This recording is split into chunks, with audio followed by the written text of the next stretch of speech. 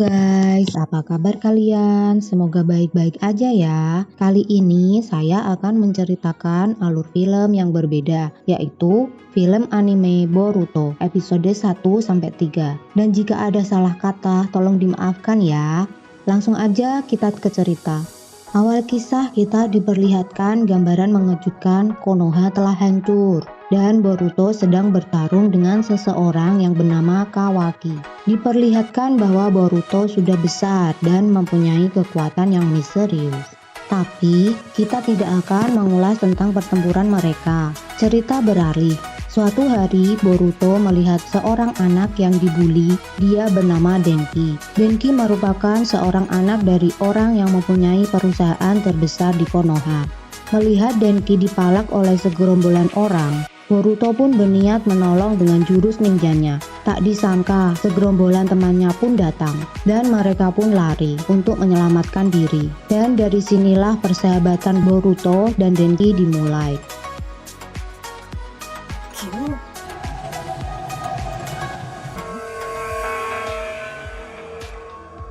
Lanjut cerita, saat hari pendaftaran di sekolah akademi, Denki dan Boruto beranjak untuk mendaftar. Tapi karena ada masalah saat di perjalanan, Boruto pun hampir melewati jam pendaftaran. Lalu Boruto dan Denki dengan kencangnya menaiki kereta yang sudah nggak ada remnya. Dan ternyata kereta itu menabrak salah satu patung Hokage. Uzumaki Boruto, sanjou desu wa.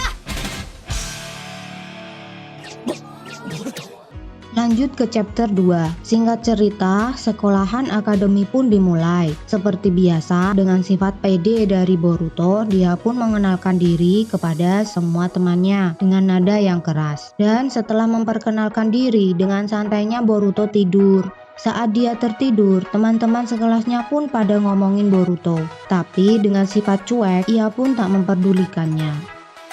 Lomba kecepatan pun dimulai. Dengan kecepatan dan kelincahan Boruto, dia berharap jadi peserta tercepat.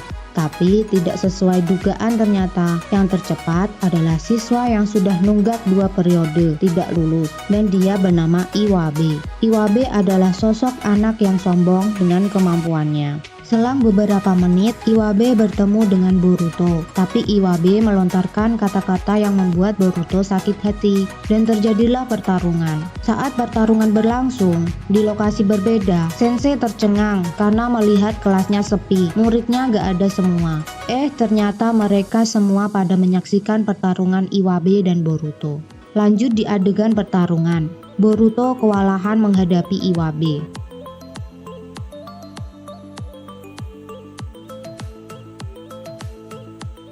Tapi dengan kepercayaan dan kemampuannya, Boruto akhirnya bisa mengalahkan Iwabe. Dan Iwabe pun mengakui kekalahannya. Dan setelah kejadian itu, semua murid di kelas mulai bersifat baik pada Boruto. Lanjut ke chapter 3. Di adegan chapter 3, kita melihat murid sekolah akademi disuruh sensei untuk belajar menggunakan shuriken dengan baik dan benar. Shikadai dan Metal pun sedang melemparkan shurikennya ke sasaran. Tapi tiba-tiba seperti biasa, bocah tengil berambut kuning ini, yang tidak lain adalah Boruto, melempar shurikennya yang berukuran besar dari arah belakang. Dan itu membuat Metal terkejut. Ketika ingin menghindarinya, tak disangka lubang shuriken malah masuk di kaki Metal. Karena ulah Boruto yang ceroboh ini, Sensei bertindak tegas menghukum Boruto dan kawan-kawannya. Mereka disuruh memperbaiki patung Hokage yang rusak. Terlihat Metal yang sangat gugup saat memperbaiki patung Hokage. Tidak sengaja dia malah merobohkan sedikit bagian samping patung itu.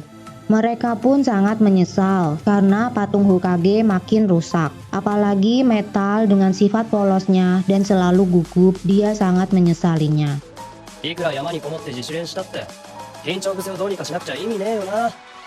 Di pagi hari, saat Boruto, Shikadai, dan Inojin mau berangkat ke sekolah bareng, mereka melihat Metal. Dan karena kata-kata kasar Shikadai pada Metal kemarin, Shikadai ingin meminta maaf. Tapi Boruto melihat cakra jahat di dalam tubuh Metal. Cakra itu sama persis yang dia lihat di tubuh Denki saat pertama dulu. Tiba-tiba dengan tidak sadar metal menyerang si Kadai. Melihat kekuatan metal yang besar, mereka berniat untuk kompak menyerang bersama. Dan akhirnya metal pun kembali tersadar. Si Kadai pun langsung meminta maaf kepadanya. Boruto merasa penasaran dengan kemampuan di matanya yang bisa melihat cakra seseorang. Dia menanyakan pada ibunya yang mempunyai mata yang sama. Saat ibunya mau menjawab, obrolan mereka terhenti karena Naruto pulang. Dan chapter pun bersambung. Klik subscribe, like, dan jangan lupa aktifin loncengnya ya guys, biar tidak ketinggalan chapter selanjutnya. Terima kasih.